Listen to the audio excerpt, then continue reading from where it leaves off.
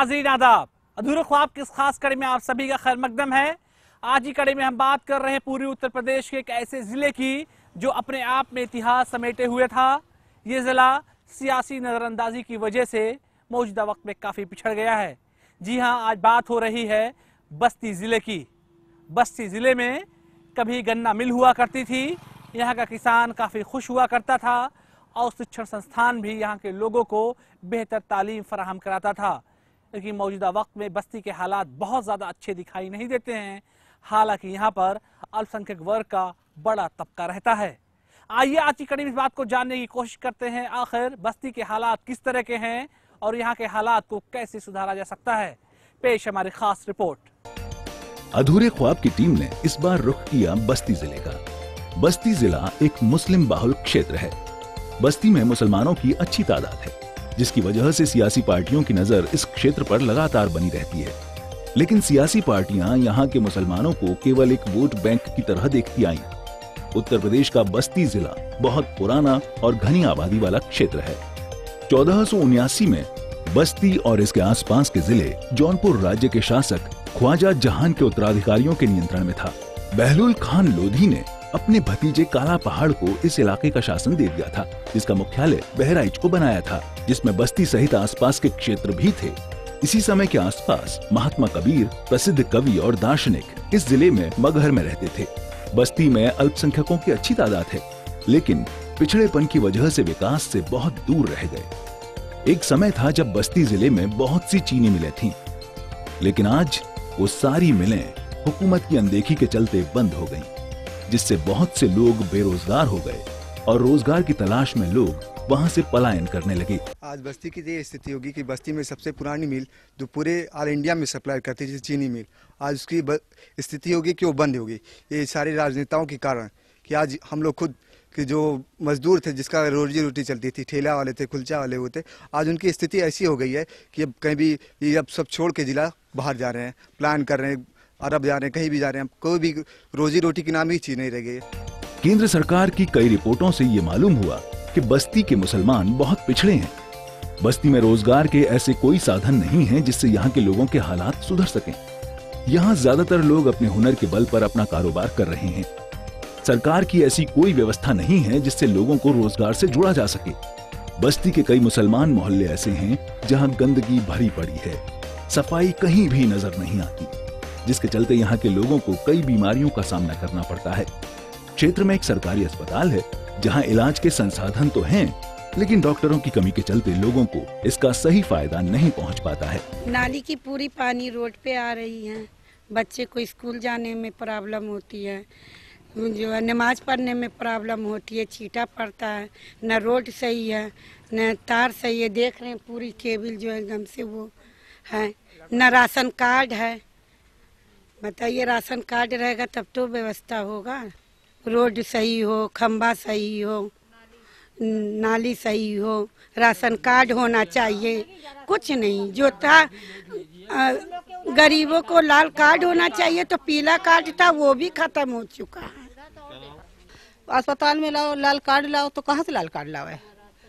हाँ, जब है ही नहीं है तो न जाए, क्या फायदा है? अब बिजली का है, तार देखो गिरा हो, कोई सुनता ही नहीं है। बस्ती में मुसलमान लगातार सियासी पार्टियों के वोट का शिकार बनते आए हैं। कोई भी सियासतदान इनके दर्द समझने नहीं आता, बल्कि इनको नए नए ख्वाब दिखाकर चला जाता है। आखिर कब तक यहाँ के मुसलमानों के ख्वाब अधूरे रहेंगे? सरकार की ओर से कब इनको मदद मिलेगी? अधूरे ख्वाब प्रोग्राम में वक्त हो गया एक छोटे से ब्रेक का। ब्रेक के बाद हम फिर हाजिर होंगे। आप देखते रहिए अधूरे ख्वाब।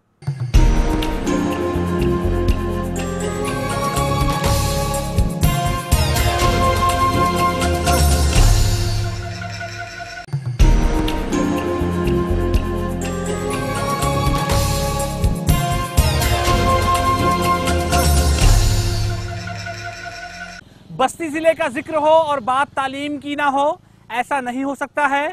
बस्ती जिले में दीनी और दुनियावी तालीम का बेहतर मरकज है। दीनी तालीम के हिसाब से यहाँ का दारुल उलूम देवबंद पूरे हिंदुस्तान में मशहूर है। यहाँ दीनी तालीम के साथ साथ दुनियावी तालीम भी बच्चों को दी जाती है।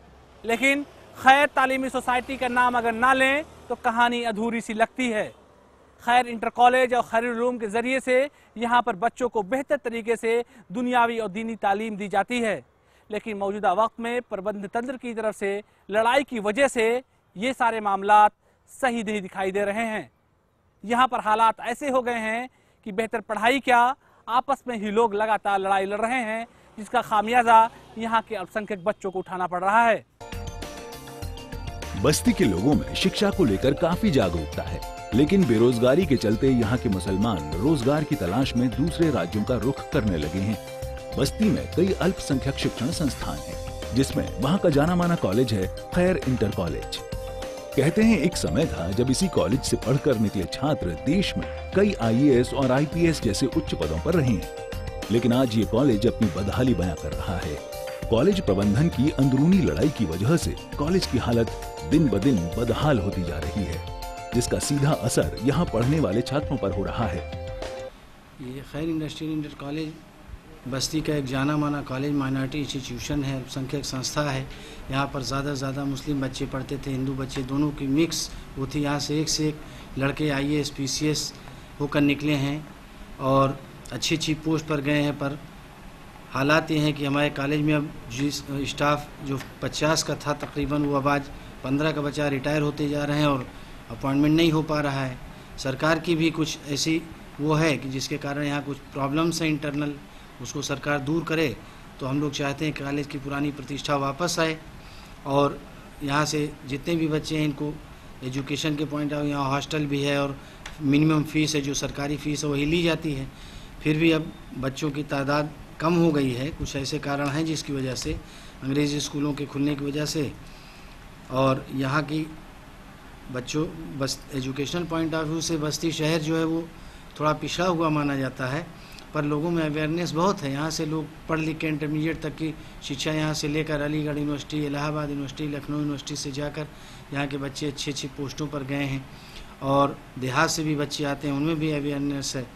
शहर की जो आवाम वो भी चाहती, पर हमारी कुछ इंटरनल प्रॉब्लम्स हैं जिसको सुनने के लिए यहाँ के जो लीडर साहबान हैं या मिनिस्टर वगैरह वो हमारी प्रॉब्लम को सुने और उसको दूर करने की कोशिश करें, तो निश्चय ही हम इसके उज्जवल भविष्य की ओर अग्रसर हो सकते हैं और हमारी पुरानी खोई हुई प्रतिष्ठा वापस आ सकती है। हम लोग इसके लिए प्रयत्नशील हैं। मैं एज ए प्रिंसिपल और हमारा पूरा स्टाफ हमें कोऑपरेट कर रहा है और सबकी ये मंशा है कि हम इसका पुराना जो वक़ार उस पर कॉलेज कायम हो सके। और हमारी कोशिश भी है कि सब लोगों को जोड़कर, शहर के आवाम को जोड़कर इस कॉलेज को, जैसा इसका नाम था, खैर साहब मरहूम इसके फाउंडर प्रेसिडेंट थे, उनके इंतकाल के बाद, उनकी बेगम साहिबा के इंतकाल के बाद उनके कोई वारिस ना होने की वजह से इस कॉलेज के हालात जो है वो बदतर हो गए। कमेटी के लिए आवाम जो यहाँ की है, मुस्लिम लोग, उनको चाहिए कि वो लोग एक इकट्ठा होकर हमारी प्रॉब्लम्स को समझें और हमारे कॉलेज को जो है फिर से उसी वक़ार पे लाने की कोशिश। हम लोग जब सब पूरी आवाम, हमारा स्टाफ, सारे लोग मिलजुल कर कोशिश करेंगे तो इंशाअल्लाह वो दिन दूर नहीं कि हम फिर से उसी वही इज़्ज़त हमारी, वही वक़ार कायम होगा। ये मेन जो है खैर कॉलेज की प्रॉब्लम जो है बेगम खैर कॉलेज की वजह से समस्या खड़ी हुई, क्योंकि LT ग्रेड की टीचर नीलोफर उस्मानी थी। उस वक्त मैनेजमेंट जो था वो प्रिंसिपल का चुनाव कर रहा था उसमें। अब वहाँ उन लोगों ने क्या किया, कैसे किया, नीलोफर का चुनाव हो गया, उसके खिलाफ जो है पुरानी कमेटी मुश्ताक साहब वगैरह जो थे वो चले गए हाई कोर्ट, और हाई कोर्ट गए तो उसके बाद इन्होंने इस कमेटी को डिसॉल्व करा दिया। अब जब कमेटी डिसॉल्व हो गई तो केस जाहिर सी बात है चलना है। 2-3 और इन लोगों ने कमेटी बना लिया 50-50 आदमी की, जबकि परमानेंट बॉडी है, 8 से कोई 9वां मेंबर नहीं हो सकता। और वही केस जो है हाई कोर्ट में लंबित है। सिंगल बेंच का आदेश हुआ था कि DIS इसका निस्तारण करें और DIS ने निस्तारण कर दिया। वो पुरानी कमेटी के फेवर में फैसला हुआ है, लेकिन फाइनल केस जो है अभी डबल बेंच में चल रहा है। 356/7 जो है मुश्ताक बनाम स्टेट वो चल रहा है। उसके बाद मुश्ताक साहब एक्सपायर हो गए, उनकी जगह पे मैनेजमेंट लोगों ने हमको जो प्रेसिडेंट बनाया और उसके बाद से वो केस हम लड़ रहे हैं। अभी पिछली तारीख को तारीख थी, क्योंकि जिस बेंच में ये केस गया वही जो है पहले फैसला किया था, इसलिए वहाँ से ट्रांसफ़र हुआ बेंच।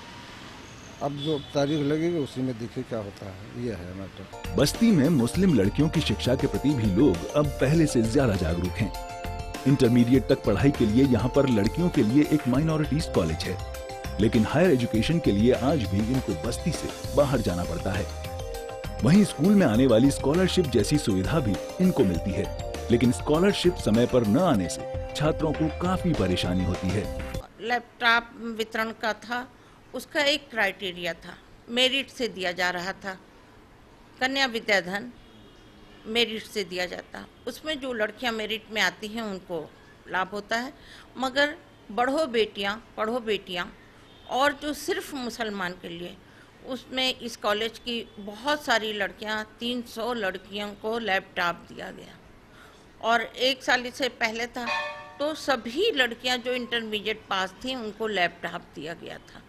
उर्दू में भी पहले साल जो लड़की टॉप किए थी उसको लैपटॉप भी मिला था और 5,000 रुपया भी, मगर इस साल सिर्फ चेक मिला और सर्टिफिकेट, रुपया नहीं दिया, वो लैपटॉप नहीं दिया गया। मुसलमान हैं या किसी भी जात के हैं, उनके पढ़ाई के लिए उनके पर्सनल क्या परेशानी है, उस परेशानी को दूर करके उन्हें उनमें जागरूकता लाई जाती है कि पढ़ना ही, जो भी आज समाज में भ्रूण हत्या, बाल विवाह या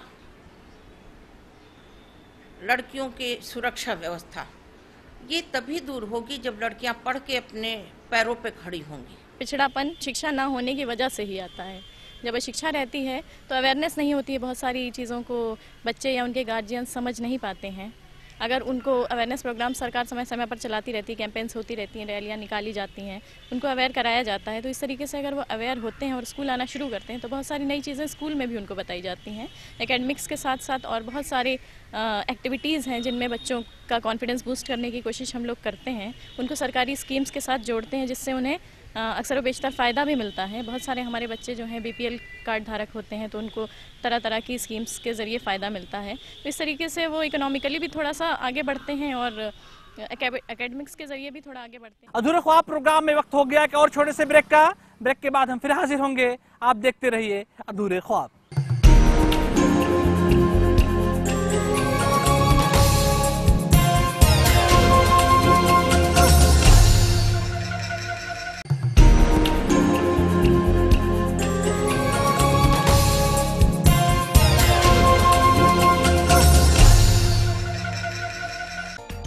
स्कूली शिक्षा के साथ साथ यहाँ पर दीनी तालीम पर लोग बहुत ध्यान देते हैं। यहाँ पर दीनी तालीम के लिए भी कई मदरसे हैं, जिनमें मदरसा दारुल उलूम अहम भूमिका निभा रहा है।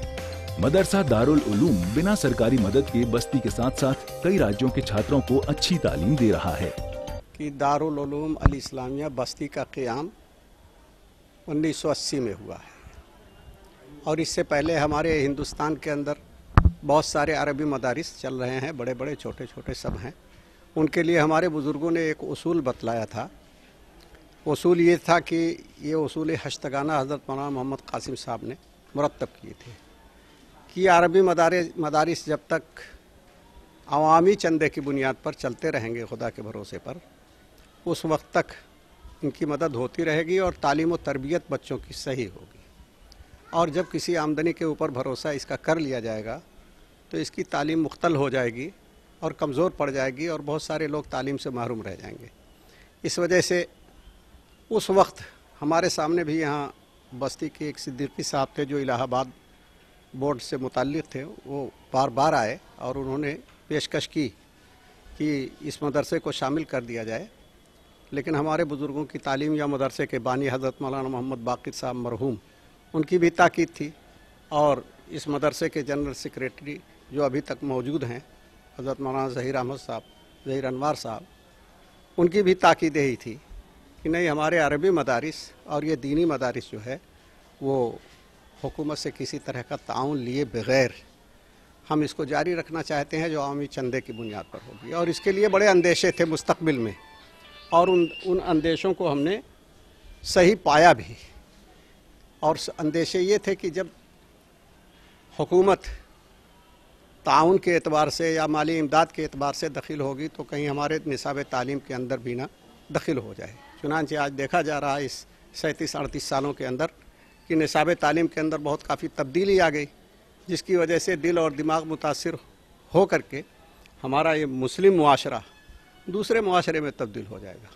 ये बुनियादी बात थी कि शुरू में हमने ही नहीं लिया और वैसे हुकूमत की तरफ से पेशकश की गई थी और अब तक मदरसा बोर्ड की तरफ से ये कोशिश हो रही है कि मदरसे मुल्हक हो जाएं। दारुल ये जो कायम हुआ है, ये चूँकि मशरक़ी यूपी में इस तरह का कोई इदारा नहीं था, ज़रूरत थी कि ऐसा इदारा हो जो तमाम छोटे इदारों को कवर करे। तो इस सिलसिले में बड़े बड़े उलमा जैसे कारी सिद्दीक़ साहब बांदा के और देवबंद के अकाबिरीन से हज़रत मौलाना मोहम्मद बाकर हुसैन साहब जो मुरादाबाद में एक इदारे में खिदमत अंजाम देते थे, चूँकि बासलाहियत थे तो उनको मशवरा दिया गया, हम लोगों ने मशवरा दिया और उनका साथ दिया। तो एक इदारा यहाँ सन 1979 से ही ये शुरू हो गया था, मगर बाज़ाब्ता 80 में शुरू हुआ और माशाल्लाह उसका काफ़ी फ़ायदा पहुँचा। मशरिक़ी यूपी में और अतराफ़ व जवानिब के जो अज़ला थे, बल्कि दूसरे सूबे के तलबा भी यहाँ आए और पढ़ा। और आज सूरत हाल यह है कि मैं तो ये नहीं कहता सूबा ही, बल्कि हिंदुस्तान के बाहर ही बैरून हिंद में भी यहाँ के फैज़ याफ्ता तलबा मिलते हैं। और यहाँ पर इस इदारे का एक असर हुआ, ख़ास तौर पर लोगों को ये तलाश हुई कि भाई ये टोपी कुर्ते वाले इस मशरक़ी यूपी में या ज़िला बस्ती में कैसे नज़र आते हैं। तो ये मदरसे की देन है और सियासी शऊर भी पैदा हुआ, तालीमी शऊर भी पैदा हुआ। बहुत से तलबा यहाँ की यूनिवर्सिटियों में भी गए और वहाँ पढ़ा और आला डिग्री भी हासिल की, PhD किया और यूनिवर्सिटीज़ में वो काम कर रहे हैं। तो इस तरह इस इदारे का फ़ायदा उमूमी तौर पर लोगों को पहुँचा और ख़ास तौर पर यहाँ के लोगों को। शिक्षा के क्षेत्र में बस्ती के मुसलमान इतने आगे होते हुए भी रोजगार में पिछड़े हुए हैं। हुकूमत को चाहिए कि स्थानीय स्तर पर भी रोजगार उपलब्ध करवाए, जिससे यहाँ के बाशिंदों की तालीम बेकार न जाए और बस्ती के विकास के लिए इनकी तालीम का सही इस्तेमाल हो सके। एक जमाना था जब नेपाल से बस्ती जिले में व्यापार हुआ करता था, चाहे वो गन्ने का व्यापार हो या फिर गेहूं का या फिर चावल का, लेकिन अब हालात ऐसे नहीं रहे।